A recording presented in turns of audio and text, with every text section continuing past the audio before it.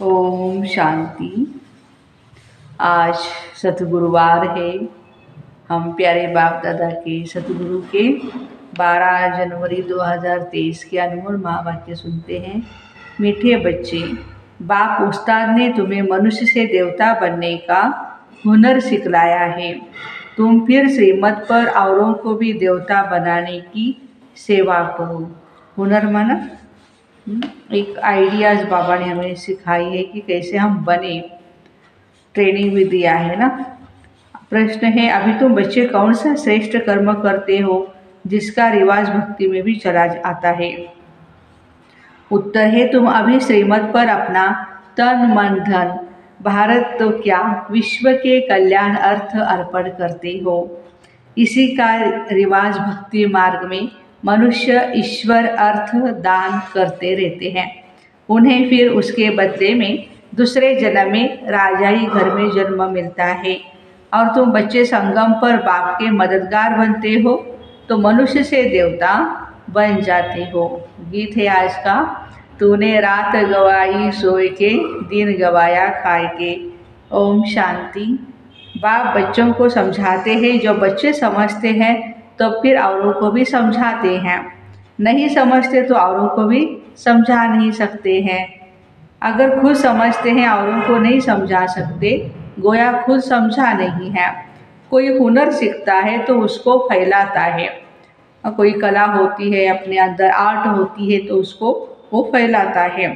यह हुनर तो बाप उस्ताद से सीखा जाता है।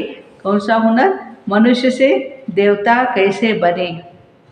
देवताएं जिनके चित्र भी है मनुष्य को देवता बनाते हैं तो गोया वह देवता अभी नहीं है। देवताओं के गुण गाए जाते हैं। कौन से गुण हैं? सर्वगुण संपन्न, 16 कला संपूर्ण, संपूर्ण निर्विकारी, डबल अहिंसक, मर्यादा पुरुषोत्तम। यहाँ कोई मनुष्य के ऐसे गुण नहीं गाए जाते हैं। मनुष्य मंदिरों में जाकर देवताओं के गुण गाते हैं। भल पवित्र तो सन्यासी भी है, परंतु मनुष्य उन्हों के ऐसे गुण नहीं गाते जो देवताओं के गाते हैं। वह सन्यासी तो शास्त्र आदि सुनाते, देवताओं ने तो कुछ नहीं सुनाया है। वो तो प्रारब्ध भोगते हैं। अगले जन्म में पुरुषार्थ कर मनुष्य से देवता बने थे। अभी कोई में भी देवताओं जैसे गुण नहीं। जहाँ गुण नहीं वहाँ जरूर अवगुण है ना। सतयुग में इसी भारत में यथा राजा रानी तथा प्रजा सर्वगुण संपन्न थे। उनमें सभी गुण थे। उन देवताओं के ही गुण गाए जाते हैं। उस समय और धर्म थे नहीं। गुण वाले देवताएं थे सतयुग में और अवगुण वाले मनुष्य है कलयुग में। अब ऐसे अवगुण वाले मनुष्य को देवता कौन बनाए? गाया हुआ है मनुष्य से देवता। यह महिमा तो है ही परमपिता परमात्मा की। है तो देवताएं भी मनुष्य, परंतु उनमें गुण है और उनमें अवगुण है। गुण प्राप्त होते हैं बाप से, जिसको सतगुरु कहते हैं। अवगुण प्राप्त होते हैं माया रावण से। इतने गुणवान फिर अवगुणी कैसे बनते हैं? सर्वगुण संपन्न फिर सर्व अवगुण संपन्न कौन बनाते? ये तुम बच्चे जानते हो। गाते भी है, मुझे निर्गुण हारे में कोई भी गुण नहीं। देवताओं के कितने गुण गाते हैं, इस समय तो वह गुण किसी में भी नहीं है। आज पूरी मुरली गुण और अवगुण के ऊपर। इतने गुणवान और अवगुणी कैसे बनते हैं? सर्वगुण संपन्न और सर्व अवगुण संपन्न कौन बनाते हैं? खान पान आदि भी देखो कितना गंदा है। देवताएं हैं वैष्णव संप्रदाय और इस समय के मनुष्य है रावण संप्रदाय। खान पान भी कितना बदल गया है।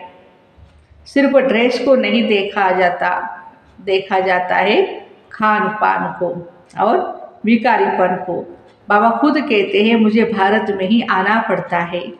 ब्रह्मा मुख वंशावली ब्राह्मण ब्राह्मणियों द्वारा ही आदि सनातन देवी देवता धर्म की स्थापना करता हूँ। यह ब्राह्मणों का यज्ञ है ना। वह विकारी ब्राह्मण कुक वंशावली, यह है मुख वंशावली। कितना फर्क है ना। वो साहूकार लोग जो यज्ञ रचते हैं उसमें जिस्मानी ब्राह्मण होते हैं, यह है बेहद का बाप, साहूकारों से साहूकार है, राजाओं का भी राजा है। साहूकारों का साहूकार क्यों कहा जाता है? क्योंकि साहूकार भी कहते हैं हमको ईश्वर ने ही धन दिया है। ईश्वर अर्थ दान करते हैं तो दूसरे जन्म में धनवान बनते हैं। ये समय तुम शिव बाबा को सब कुछ तन मन धन अर्पण करते हो तो कितना ऊंच पद पाते हो। तुम श्रीमत पर इतने उच्च कर्म सीखते हो तो तुमको फल भी जरूर मिलना चाहिए। तन मन धन अर्पण करते हो, वह भी ईश्वर अर्थ करते हैं कोई के थ्रू। यह रिवाज भारत में ही है तो बाप तुमको बहुत अच्छे कर्म करना सिखलाते हैं। तुम यह कर्तव्य सिर्फ भारत तो क्या परंतु सारी दुनिया के कल्याण के अर्थ करते हो तो उसका एवजा भी मिलता है, मनुष्य से देवता बनने का। जो श्रीमत पर जैसा कर्म करते हैं ऐसा ही फल पाते हैं। हम साक्षी हो, देखते रहते कौन श्रीमत पर चल मनुष्य को देवता बनाने की सेवा करते हैं, कितना जीवन परिवर्तन हो जाता है। श्रीमत पर चलने वाले ब्राह्मण ठहरे। बाबा कहते हैं ब्राह्मणों द्वारा शूद्रों को बैठ राजयोग सिखलाता हूँ। 5000 वर्ष की बात है, भारत में ही देवी देवताओं का राज्य था। चित्र दिखाने चाहिए, चित्रों बिगर समझेंगे पता नहीं ये कौन सा नया धर्म आया है जो शायद विलायत से आया है। चित्र दिखाने से समझेंगे यह तो देवताओं को मानते हैं। तो समझाना है श्री नारायण के अंतिम 84वें जन्म में, श्री नारायण के अंतिम 84वें जन्म में परमपिता परमात्मा ने प्रवेश किया है और राजयोग सिखला रहे हैं। यह उनके 84वें जन्म का भी अंत है। जो सूर्यवंशी देवता थे उन सभी को आकर के फिर से बाबा राजयोग सिखाते हैं और ये सब आएंगे भी, राजयोग सीखेंगे भी। ड्रामा अनुसार पुरुषार्थ भी जरूर करेंगे।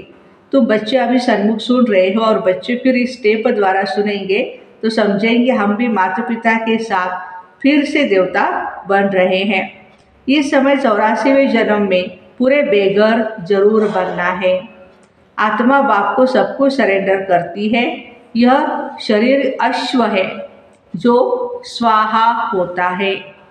आत्मा खुद बोलती है हम बाप के बने हैं, दूसरा न कोई।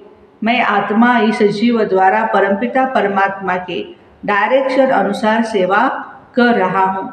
बाबा कहते हैं योग भी सिखाओ और सृष्टि चक्र कैसे फिरता है वह भी समझाओ। जिसने सारा चक्र पास किया होगा वह इन बातों को झट समझेगा। जो इस चक्र में आने वाला नहीं होगा वो ठहरेगा भी नहीं। ऐसे नहीं सारी सृष्टि आ जाएगी, इसमें भी प्रजा ढेर आएगी। राजा रानी तो एक ही होते हैं। जैसे श्री लक्ष्मी नारायण एक गाया जाते हैं, राम सीता भी एक गाए जाते, प्रिंस प्रिंसेस तो और भी होंगे, मुख्य तो एक होगा ना। तो ऐसा राजा रानी बनने के लिए बहुत बहुत मेहनत करनी है। साक्षी हो, देखने से पता पड़ता है यह साहूकार राजाई कुल का है या गरीब कुल का है। कोई माया से कैसे हारते हैं जो भागंते भी हो जाते हैं। एकदम माया कच्चा खा जाती है। इसलिए बाबा पूछते बच्चे राजी खुशी हो, माया के थप्पड़ से बेहोश व बीमार तो नहीं पड़ते हो। ऐसे कोई बीमार हो पड़ते हैं फिर बच्चे उनके पास जाते हैं, ज्ञान योग की संजीवनी बूटी देकर सुरजित कर देते हैं। ज्ञान और योग में न रहने के कारण माया एकदम कला काया चट कर देती है। श्रीमत छोड़ मन मत पर चल पड़ते हैं, माया एकदम बेहोश कर देती है। वास्तव में संजीवनी बूटी यह ज्ञान की है, इसमें माया की बेहोशी उतर जाती है। यह बातें सभी इसी समय की है। सीताएं भी तुम हो ना। राम आकर माया रावण से तुमको छुड़ाते हैं। जैसे बच्चों को सिंध में छुड़ाया, रावण लोग फिर चुरा करके ले जाते थे। अभी तुमको फिर माया के चंबे से सबको छुड़ाना है। बाबा को तो तरस पड़ता है, देखते कैसे माया थप्पड़ लगाए बच्चों की बुद्धि ही एकदम फिरा देती है। राम से बुद्धि फिर रावण की तरफ कर देती है। जैसे एक खिलौना है, एक तरफ राम और दूसरे तरफ रावण। इसको कहा जाता है आश्चर्यवत बाबा का बनंती। फिर रावण का बनंती। माया बड़ी दुष्टर है, चूहे मुआफी काट कर खाना खराब कर देती है। तो इसलिए बाबा कहते श्रीमत कभी नहीं छोड़नी है, कठिन चढ़ाई है। माना कि रास्ते भी बहुत पथरीले हैं, कठिन है, लेकिन हमारी सर पे भारत माँ को स्वर्ग बनाने की जिम्मेवारी का ताज है। और यही राज है जो भगवान आके हमें राजयोग सिखाते हैं। अपनी मत माया की, अपनी मत माना ही रावण की मत, मन मत कहते ना, उस पर चले तो बहुत गुटखा खाएंगे, बहुत बदनामी कराते। ऐसे सभी सेंटर्स पर है, नुकसान फिर भी अपना ही करते हैं। सर्विस करने वाले रूप बसंत बाबा के बच्चे छिपे नहीं सकते हैं, छिप नहीं सकते। दैवी राजधानी स्थापन हो रही है, इसमें सभी अपना अपना पार्ट जरूर बचाएंगे। दौड़ी लगाएंगे तो अपना कल्याण करेंगे। कल्याण में एकदम स्वर्ग का मालिक। जैसे माँ बाप तख्त नसीर होते हैं तो बच्चों को भी होना है, बाप को फॉलो करना है, नहीं तो अपना पद कम कर लेंगे। बाबा ने यह चित्र कोई रखने के लिए नहीं बनाए, इनमें इनसे बहुत सर्विस करनी है। बड़े बड़े साहूकार लोग लक्ष्मी नारायण का मंदिर बनवाते, परंतु ये किसको पता नहीं ये कब आए, इन्होंने भारत को कैसे सुखी बनाया, जो सभी उन्हों को याद करते हैं। तुम बच्चे जानते हो मंदिर होना ही चाहिए एक दिल वाला का, प्यारे बाबा का। यह एक ही काफ़ी है। श्री लक्ष्मी नारायण के मंदिर से भी क्या होगा, वह कोई कल्याणकारी तो है नहीं।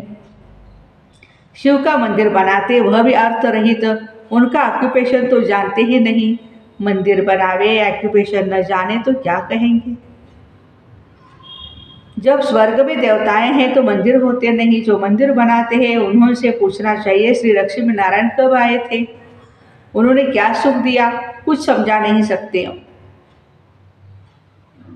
इससे ही सिद्ध है जिनमें अवगुण है वह गुणवान के मंदिर बनाते हैं। तो बच्चों को बहुत सर्विस का शौक होना चाहिए।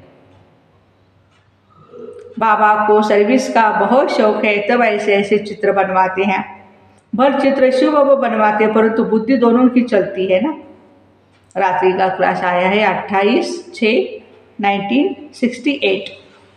यहाँ सभी बैठे हैं, समझते हैं हम आत्माएं हैं, बाप बैठा है।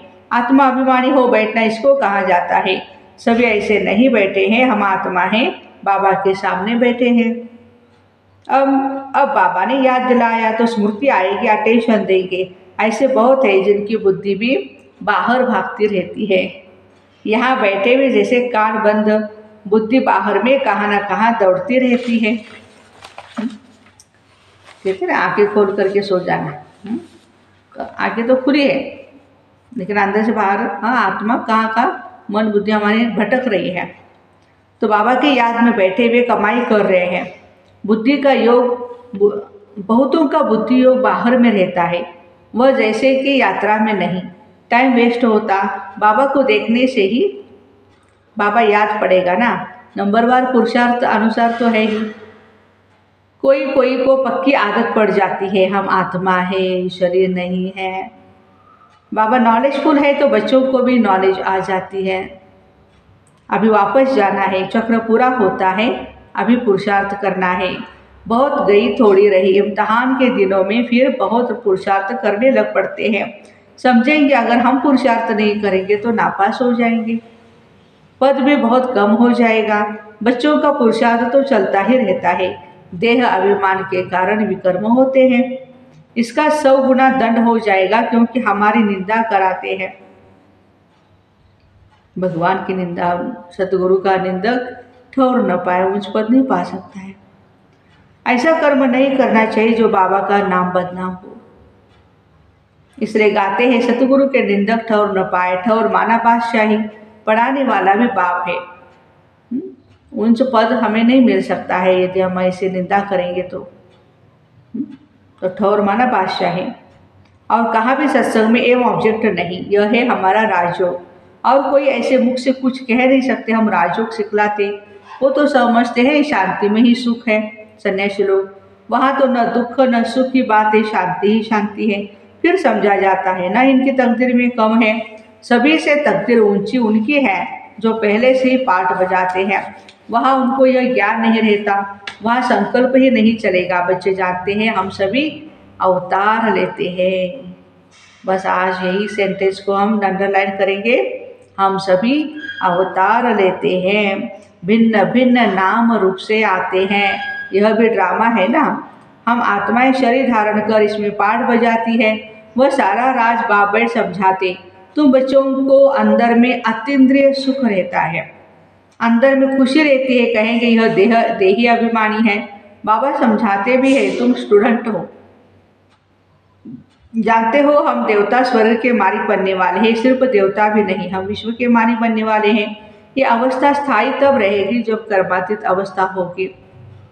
ड्रामा प्लान अनुसार होनी है जरूर। तुम समझते हो हम ईश्वरीय परिवार में हैं, स्वर्ग की बादशाही मिलनी है जरूर। जो जास्ती सर्विस करते हैं, बहुतों का कल्याण करते हैं, तो जरूर उच्च पद मिलेगा।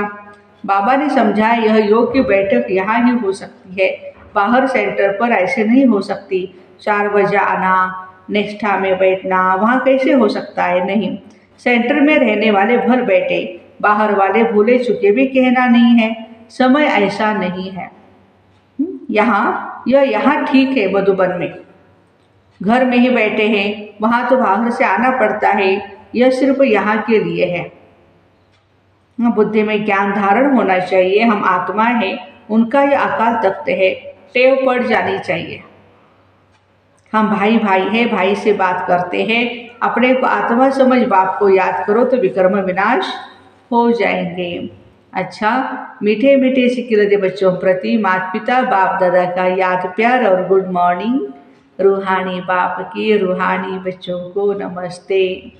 हम रूहानी बच्चों की रूहानी माता पिता बाप दादा को याद प्यार, गुड मॉर्निंग और नमस्ते।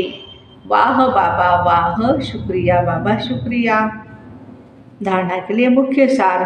पहली पॉइंट है, ज्ञान योग की संजीवनी बूटी से स्वयं को माया की बेहोशी से बचाते रहना है। मन मत पर कभी नहीं चलना है। सेकंड पॉइंट, रूप बसंत बन सर्विस करनी है। माता पिता को फॉलो कर तख्त नसीब बनना है। वरदान, अपनी शक्तिशाली स्थिति द्वारा दान और पुण्य करने वाले पूजनीय और गायन योग्य भव। अंतिम समय में जब कमजोर आत्माएं आप संपूर्ण आत्माओं द्वारा प्राप्ति का थोड़ा भी अनुभव करेगी, तो यही अंतिम अनुभव के संस्कार लेकर आधा कल्प के लिए अपने घर में विश्रामी होंगी। फिर द्वापर में भक्त बन आपका पूजन और गायन करेगी। इसलिए अंत की कमजोर आत्माओं के प्रति महादानी वरदानी बन अनुभवों का दान और पुण्य करो। यह 1 सेकंड का शक्तिशाली स्थिति द्वारा किया हुआ दान और पुण्य आधा कल्प के लिए पूजनीय और गायनीय योग्य बना देगा। स्लोगन, परिस्थितियों में घबराने के बजाय साक्षी हो जाओ तो विजयी बन जाएंगे। परिस्थितियों में घबराने के बजाय साक्षी हो जाओ तो विजयी बन जाएंगे। तो ऐसे अपनी शक्तिशाली स्थिति द्वारा दान और पुण्य करने वाले पूजनीय और गायन योग्य भाई बहनों को ओम शांति। Have a nice day.